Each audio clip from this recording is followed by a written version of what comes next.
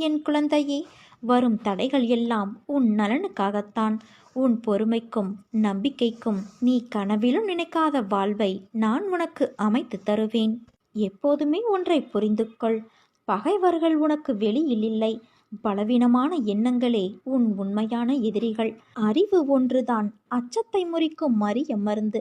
அறிவை வளர்த்து கொண்டால் எல்லாவிதமான பயங்களும் அகன்றுவிடும். செயல் புரியாத மனிதனுக்கு தெய்வம் ஒருபோதும் உதவி செய்யாது. எத்தனை கவலை சோதனை வந்தாலும் நம்மால் அதை கடந்து போக முடியும் என்ற தன்னம்பிக்கை கொண்ட மனமிருந்தால் போதும், எதையும் சாதித்து விடலாம். பெரும்பாலான தோல்விகளுக்கு காரணம் உன்னிடம் உள்ள அவநம்பிக்கைதான். வாழ்க்கை என்பது துல்லியமான அறிவியல் அல்ல, அது ஒரு கலை. அனுபவித்தால் மட்டுமே அது புரியும். யோசித்து ஒரு செயலை செய்ய தொடங்கும் போது செவிடாய் மாறிவிடு. ஏனென்றால் முதலில் உற்சாகமான சொற்களை விட கேலி சொற்கள் தான் அதிகம் இருக்கும். வாழ்வதற்கு நிறைய சிரமப்பட வேண்டிய அவசியமில்லை. ஆனால் சாதிக்க வேண்டும் என்றால் நிறைய சிரமப்பட வேண்டும். வெற்றி பெற விரும்புவோர் செல்லும் பாதை சிவப்பு கம்பளம் விரித்து இருக்காது, கரடுமுரடான பாதையாகத்தான் இருக்கும். அதில் பயணம் செய்துதான் நாம் வெற்றி பெற வேண்டும். வாழ்க்கையில் நம்பிக்கை, நிதானம், பொறுமை, சகிப்புத்தன்மை, உண்மையான அறநெறியில் வாழுதல், புறம் பேசாமல் இருத்தல், இதை நீ கடைபிடித்தாலே உன் பாதை மேலும் சுகமான பயணமாய் அமையும். உனக்கு என் அருளும் ஆசியும் எப்போதும் உண்டு என் செல்ல குழந்தையே.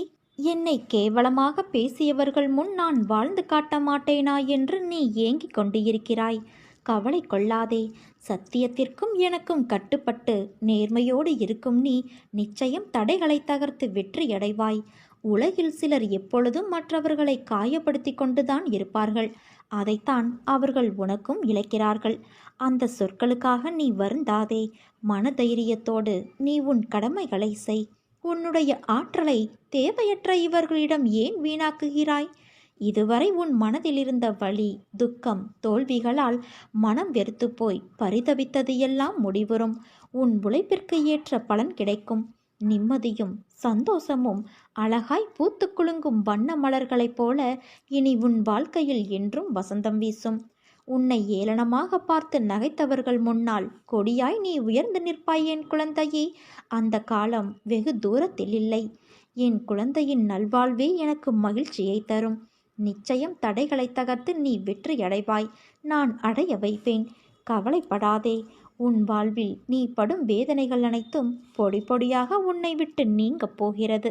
உன்னை தொடரும் துயரங்கள் அனைத்தும் இன்றோடு விலகப் போகிறது. உனக்கு துணையாக நான் இருக்கப் போகிறேன். இன்று இரவோடு உன் துன்பங்கள் அனைத்தும் முடியப் போகிறது குழந்தையே. நாளை முதல் ஆனந்த வாழ்வை நீ ஏற்கப் போகிறாய்.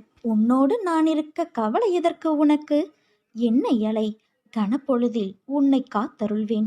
நீ எல்லா செல்வங்களையும் பெற்று சீரும் சிறப்புமாய் வாழ்வாய். கவலைப்படாதே குழந்தையே. உன்னோடு என்றுமே நான் இருப்பேன். உன் வாழ்வில் ஏற்பட்ட அனைத்திற்கும் பதில் கூற நான் தயாராக இருக்கின்றேன். நீ உனக்கு யாரும் இல்லை என்று நினைத்து அழுத போதெல்லாம் என் வருகையை நீ உணர்ந்திருப்பாய். அதே போலத்தான் நீ சற்றும் எதிர்பார்க்காதவாறு இன்று உன் மனதை மாற்றினேன். நீ சந்தோஷத்தில் திக்குமுக்காடி இருந்ததை பார்த்து பூரித்து போய் பார்த்து கொண்டு இருந்தேன். உன்னை சுற்றி உன்னை உண்மையாக நேசிப்பவர்களை இன்று நீ உணர்ந்தாயல்லவா? என் குழந்தையான உன்னை சிரித்து கொண்டே இருப்பதை பார்க்கும்போது நான் இந்த உலகத்தையே மறக்கின்றேன். உன் மனதில் இருந்த அனைத்து எதிர்மறையான எண்ணங்களும் மறைந்து போகும் நேரம் வந்து விட்டது. நீ பயப்படாதே. வார்த்தைகளில் எப்படி என் தந்தைக்கு நன்றி சொல்வது என்று உன் பரவசமான மனநிலை, உன் அன்பு என்னை ஆச்சரியப்படுத்துகிறது. என் கருவில் நான் சுமக்கும் என் உயிரில் பாதியானாலும் என் உயிராய் தந்தைக்கு இருக்கும் குழந்தை நீதான். என் அருளும் ஆசிர்வாதமும் எப்போதும் உண்டு. நீ நன்றாக வாழ்வாய். உன் அம்மாவாகவும் அப்பாவாகவும் இருந்து என்றும் உன்னை அரவணைப்பேன் என் குழந்தையே. யார் உனக்கு துரோகம் செய்திருந்தாலும் மன்னித்து விடு, மறந்து விடு. உன் நல்ல குணத்திற்கு எந்த குறையும் வராமல் நான் பார்த்து கொள்கிறேன். கடந்த மாதத்தில் பின்தங்கியிருந்த உன் வாழ்க்கை இப்போது முன்னேற்றம் பெறப்போகிறது. காத்திருப்புக்கு கைமேல் பலன் கிடைக்கப் போகிறது. இன்றிலிருந்து ஒரு மாதத்திற்குள் நல்ல மகிழ்ச்சியான நிகழ்வுகள் உன் வாழ்வில் நிகழும். நேர்மறை எண்ணத்தோடு வாழ்வை நடத்து. நடக்க வேண்டிய நிகழ்வுகள் தானாக நிகழும். தடைகள் அகலும். புது வழிகள் பிறக்கும். உடனே இந்த பதிவினை நீ 9 பேருக்கு பகிர்ந்துவிடு. சற்று நேரத்தில் சந்தோஷமான செய்தி உன்னை தேடி வரும். உன் மனம் எப்போதும் இறந்த காலம் அல்லது எதிர்காலம் பற்றியே சிந்தித்து கொண்டு இருக்கிறது. அதனால்தான் உன்னால் நிகழ்காலத்தில் நிம்மதியாக வாழ முடியவில்லை. வாழ்தல் என்பதே இந்த நொடியில் நீ செய்திடும் செயலை பொறுத்தே உள்ளது. நீ உன் வாழ்வில் சகல வளங்களையும் பெற்று சீரும் சிறப்புமாய் வாழ வேண்டுமானால் சிலவற்றை நீ பின்பற்றத்தான் வேண்டும். உனக்கு தெரியாத ஒன்றை பற்றி எனக்கு தெரியும் என்று மற்றவர்களிடம் நீ காட்டிக்கொள்ளாதே. அதை கடைசி வரை தெரிந்து கொள்ளாமல் இருப்பதும் மிகப்பெரிய முட்டாள்தனம். சூழ்நிலையை உருவாக்க சமாளிக்க தெரிந்து கொள். ஏனென்றால் எந்த சூழ்நிலையானாலும் அதை கையாள தெரியவில்லை என்றால் உன்னால் தோல்விகளை தவிர்க்க முடியாது. உன் வெற்றிக்கு நீ மட்டுமே காரணம் என்றும், ஆனால் அதே தோல்வியுற்றால் அதற்கு பிறரையும் மற்ற சூழ்நிலைகளையும் காரணம் காட்டுவது மிகப்பெரிய தவறு. வாழ்க்கையில் நிம்மதி, மகிழ்ச்சி உனக்கு வேண்டும் என்றால் வாழ்க்கையில் உதவிய அனைவருக்கும் அன்பையும் நன்றியையும் வெளிப்படுத்து. இந்த மனநிலை உனக்கு நிம்மதியை அள்ளித்தரும். கடின உழைப்பு, அர்ப்பணிப்பு, சூழ்நிலைகளை அணுகும் முறைகள், விடாமுயற்சி, பொறுமை, கடைசி வரை போராடும் தன்னம்பிக்கை இவையெல்லாம் உன் வெற்றிக்கான படிகள். என் வார்த்தைகள் மீது நம்பிக்கை வைத்து நீ செயல்படு. நிச்சயம் நல்லதே நடக்கும். ஏனென்றால் நீ என் பரிபூரண அருளும் ஆசிர்வாதமும் என் அன்பும் பெற்ற என் செல்ல குழந்தை. கவலைப்படாதே என் தங்கமே. நிச்சயம் நீ நினைத்து கூட பார்க்க முடியாத அளவுக்கு உன் வாழ்க்கை மாறும். உன் தந்தையான நான் மாற்றுவேன். நீ விரும்புவதை விரைவில் பெறுவாய். உன் வாழ்வில் அனைத்து மங்களங்களும் உண்டாகும் என் தங்கமே. கொஞ்சம் நீ பொறுமையாக மட்டும் இரு. அதற்கு பரிசு நீ அனுபவித்த சோதனைகளை விட பல மடங்கு சிறப்பான ஒன்றை நான் கொடுப்பேன். நான் உன் முன்னேதான் அமர்ந்து கொண்டு இருக்கிறேன். உன் கோரிக்கைகளை கேட்டுக்கொண்டே இருக்கிறேன். ஆனால் நீயோ, அப்பா எனக்கு நிம்மதி இல்லை, சரியாக சாப்பிட முடியவில்லை, கழுத்தை நெரிக்கும் கடன்கள், எனக்கு நிறைய பணம் வேண்டும், நீங்கள்தான் கிடைக்க வழி செய்ய வேண்டும், சொல்லுங்கள் அப்பா. இது உன் கோரிக்கைகள் அல்லவா? உனக்கு செய்யாமல் உன் தந்தையான நான் வேறு யாருக்கு செய்ய போகிறேன்? ஆனால் வருவதற்கு முன்பு உனக்குள் இருக்கும் அகங்காரங்கள், அகந்தைகள், மமதைகள், ஆசைகள் இவை அனைத்தையும் தீ வைத்து எரித்து விட்டு வா. அஞ்ஞானத்தால் கட்டப்பட்டு தவித்து கொண்டு இருக்கிறாய். அதற்காக என்னை நீ பரீட்சித்து பார்க்கிறாயா? நான் பாரபட்சமின்றி செய்பவன். யாருக்கும் பேதம் பிரித்து பார்க்க மாட்டேன். அனைவரும் என் பிள்ளைகள். உன் கர்ம பலன் உன்னை இப்படி பேச வைக்கிறது. ஆனால் அதற்காக நான் உன்மேல் கோபம் கொள்ள மாட்டேன். ஆசைகளை தவிர்த்து விடு. உன்னை தேடி அனைத்தும் வந்து நிற்கும். எதற்குமே உனக்கு நம்பிக்கை வேண்டும். எதையும் தைரியமாக எப்படி வாங்க முற்படுகிறாயோ அதை அடைப்பதற்கும் அதே போல உனக்கு தைரியம் வேண்டும். அதற்கான வழிவகையை உன் தந்தையான நான் செய்வேன். உன் வாழ்க்கையின் தரத்தை நான் உயர்த்தப் போகிறேன். நம்பிக்கையோடு இரு. உன் அப்பா நான் இருக்கிறேன். நான் உன் அன்பிற்கு வசப்பட்டு விட்டேன். இனி உன்னை விட்டு உன் தந்தையான நான் எங்கும் போக மாட்டேன். இனி உன் எதிர்காலத்தை பற்றி உனக்கு கவலையே வேண்டாம் என் குழந்தையே. முக்காலமும் நான் உனக்காக நிற்பேன். உனக்கு துணையாக நிற்பேன். என்மேல் நம்பிக்கை கொள். உனது துயரங்கள் விரைவில் ஒரு முடிவுக்கு வரப்போகிறது. தேவையில்லாமல் உன் கண்களை நீ கலங்க வைக்காதே. நான் உன்னோடு இருக்கும்போது எதற்காகவும் கலங்காதே. என்னை மீறி எதுவும் உனக்கு நடக்கப் போவது இல்லை. உன்னை நான் தேர்ந்தெடுத்து நான் வசிக்கும் இடத்திற்கு வர வளைத்தேன். எந்த சூழ்நிலையிலும் கலங்காதே குழந்தையே. என் வாக்கு என்றுமே பொய்யாகாது. எந்த சூழ்நிலையிலும் உன்னை நான் கைவிட மாட்டேன். நம்பிக்கையோடு இரு. உனக்கு என்ன வேண்டும்? உனக்கு கொடுத்து அழகு பார்க்காமல் நான் வேறு யாருக்கு தரப்போகிறேன்? வேண்டியதை எடுத்துச் செல். என் கஜானாவின் வாயிற்கதவுகள் உனக்காக எப்போதுமே திறந்து இருக்கும். உன் துயரங்கள் அனைத்தும் விலகப் போகிறது. எது உன்னிடத்தில் சேர வேண்டுமோ அது உன்னிடத்தில் சேர வேண்டிய நேரத்தில் தானாகவே வந்து சேர்ந்துவிடும். அனைவரும் வியக்கும் வண்ணம் நீ உயரக்கூடிய கால நேரம் இது என் குழந்தையே. நிம்மதியாக இரு. மகிழ்ச்சியாகவும் இரு. உன் கர்ம பலன்கள் ஒவ்வொன்றாக விலகப் போகிறது. வாழ்க்கையில் பெயர், புகழ், பெரும் செல்வந்தர்களின் மத்தியில் நீயும் பெரும் செல்வந்தராக திகழப் போகிறாய். மற்றவர் மத்தியில் நீ உயரப் போகின்றாய். உன்னை இன்று வழிநடத்தி செல்லும் ஆசான் நான். சோதனைகள் என்பது எல்லோருக்கும் வரும். அதிலிருந்து யாரும் தப்பிக்க முடியாது. ஆனால் நான் என் பக்தரை அந்த சோதனையான நேரத்திலும் மிக சுலபமாக காப்பாற்றி விடுவேன். எப்படி என்றால், தேர்வு கடினமாக இருக்கிறது, கேள்வி எதுவும் தெரியவில்லை என தவிக்கும் மாணவரிடம் புத்தகத்தை தந்து கேள்விக்கான பதிலையும் எடுத்து கொடுத்து எழுதச் சொன்னால் எப்படி இருக்குமோ அப்படித்தான் என் செயலும் இருக்கும். எல்லா கஷ்டமும் ஒரு நாள் முடிந்துவிடும் என்பதால் எந்த சூழலிலும் தவறான வழிக்கு போகக்கூடாது. இதை நான் விரும்புவது இல்லை. நேர்வழியில் போ, அங்கே நான் நிறைய வைத்துக்கொண்டு உனக்காக காத்திருப்பேன் என்பது அனுபவ உண்மை. உன்னுடைய கண்ணீரும் நேர்மையும் என்றும் வீண் போகாது என் குழந்தையே. உன் கண்ணீருக்கான பலன் நிச்சயம் உன்னை வந்து சேரும். நேர்மையை மட்டும் நீ ஒருபோதும் விட்டுவிடாதே. ஆனால் அவ்வப்போது மனதில் காரணமற்ற பாரம் ஏறிக்கொள்கிறது.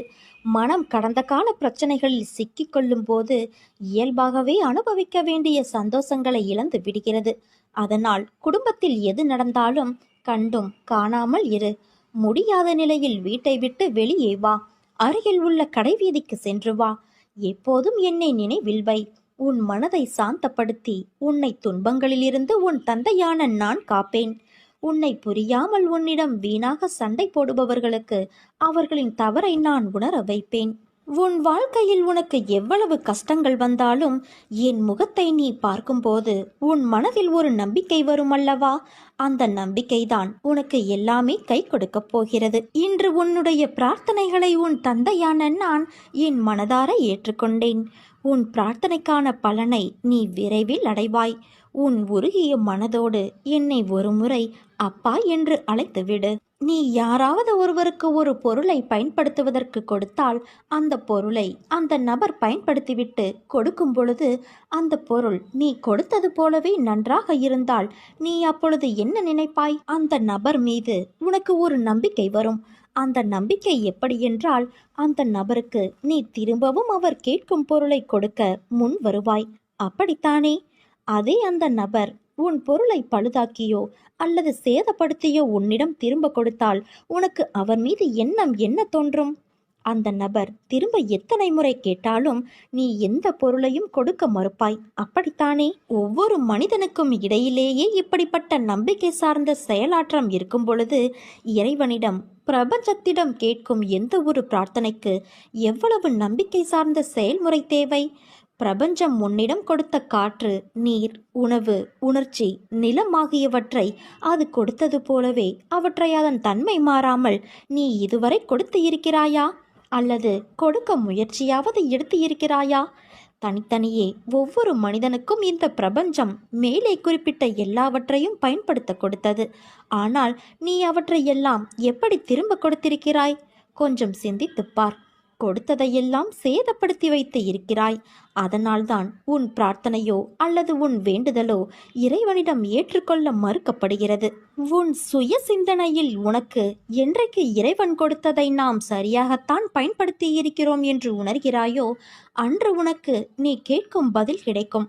இதுவும் நம்பிக்கை சார்ந்ததுதான். அந்த நம்பிக்கையே இறை நம்பிக்கை. உன் சுற்றுச்சூழல் நன்றாக இருந்தால் நீயும் நோய் நொடியில்லாமல் நன்றாக இருப்பாய். நீ உண்ணும் உணவையும் அருந்தும் நீரையும் சுவாசிக்கும் காற்றையும் சுத்தமாக இருக்க கவனி. சேதப்படுத்திவிட்டு திரும்பவும் உனக்கு புது வாழ்க்கை கேட்டால் படைப்பின் சக்தி எப்படி கொடுக்கும்? பிரபஞ்ச கூற்று அனைத்துமே இறைவனின் படைப்பு. அன்பு குழந்தையே, உனக்கும் எனக்கும் இடையே உள்ள பந்தத்தை வார்த்தைகளால் வர்ணிக்க முடியாது. நான் என்னையே மறந்து தியான நிலையில் இருக்கும் தருவாயிலும் கூட உன்னை மறக்க முடியாமல் உன் தந்தையான நான் இருக்கிறேன். ஒருவரும் உன் வாழ்க்கை பயணத்தை புரிந்து கொள்ளப் போவது இல்லை. நீ இங்கு வாழ்வது உன் வாழ்க்கையை வாழத்தானே தவிர ஒவ்வொருவரும் உன்னை புரிந்து கொள்வதற்காக அல்ல. இதை முதலில் நீ புரிந்து கொள். என் தங்கமே, எந்த ஒரு சூழ்நிலையிலும் பட்டினியாய் மட்டும் நீ இருக்காதே. பட்டினியாக இருப்பது நல்லதல்ல. மனம், உடல் ஆரோக்கியம், இறைவனை அடைய மிதமான உணவு உட்கொள்ள வேண்டியது அவசியம். ஒரு புனிதமான நாளில் கூட எனது குழந்தைகள் பட்டினியாக இருப்பதை என்னால் ஒருபோதும் அனுமதிக்க முடியாது. அப்படி உன் உடலை வருத்தி கொண்டு பட்டினி இருந்துதான் என்னை நீ தியானிக்க வேண்டும் என்பது கிடையாது. என் குழந்தையான உனக்கு செய்யாமல் வேறு யாருக்கு நான் செய்ய போகிறேன்? உன்னுடைய பாரம் மிக கடுமையாகவும் வேதனைகள் தாங்க முடியாததாகவும் வாழ்க்கை நெருக்கடி நிறைந்ததாகவும் இருப்பதை பார்த்து சஞ்சலப்படுகிறாய். யார் இந்த இக்கட்டான நேரத்தில் உதவுவார் என்று எல்லோரிடத்திலும் உனது கையை விரித்து கலக்கம் கொண்டிருக்கின்றாய். துக்கமும் துயரமும் இப்போது உன்னை அழுத்தி கொண்டு இருக்கிறது. இதிலிருந்து எழுந்து வர முயற்சி செய்கிறாய், ஆனால் முடியவில்லை. என்னை நம்பி என் ஆலயத்திற்கு வா. கடவுள் எப்போதுமே தன்னை நினைப்பவனை, தனக்கு பயந்தவனை மட்டுமே நினைத்து அவரை திரும்பி பார்க்கிறார் என்பதை கவனத்தில் வைத்துக்கொள். தன்னை நினைப்பவனும் தனக்கு பயந்தவனும் தனது என்பது அவருக்கு தெரியும். அந்த பக்தன் என்பவன் தனது அடைக்கல பொருள் என்பதையும் அவர் அறிவார். பக்தன் என்பவன் எப்போதும் அவரை நினைப்பதால் மட்டுமல்ல, அவர் சொன்ன வார்த்தைகளை கேட்டு அதன்படி நடக்கிறவனாகவும் இருப்பான். அவன்தான் உண்மையான பக்தன். நல்லதை சொல்லும்போது நமக்கென்றும் கெட்டதை சுட்டி காட்டும் போது கோபப்படுவதும் பக்தருக்கு அழகல்ல. கடவுள் எப்போதும் நம்மை நோக்கி தனது வலிய கரங்களை நீட்டிக்கொண்டே இருக்கிறார். பக்தியோடு புத்தியும் உள்ள மனிதன் அந்த கரங்களுக்குள் தன் கரங்களை நினைத்து அவர் பிடித்து கொள்ள விட்டு விடுகிறான். எச்சரிக்கை செய்வதும் அலட்சியம் செய்கிறவனும் நாசமடைகின்றான். மனசாந்தி இல்லாத இடம் என்ற ஒரு அங்குல இடம் கூட இவ்வுலகில் எங்கும் கிடையாது. உன் பாரத்தை என்மேல் வை, என் மீது உன் பார்வையை திருப்பு, என்னையே தியானி. நிச்சயமாய் நான் உனக்கு சாந்தியை அளிப்பேன். மன்னிக்க மட்டும் கற்றுக்கொள். ஏனென்றால் நம்மை ஏமாற்றியவர்கள் நம்மால் நேசிக்கப்பட்டவர்களே.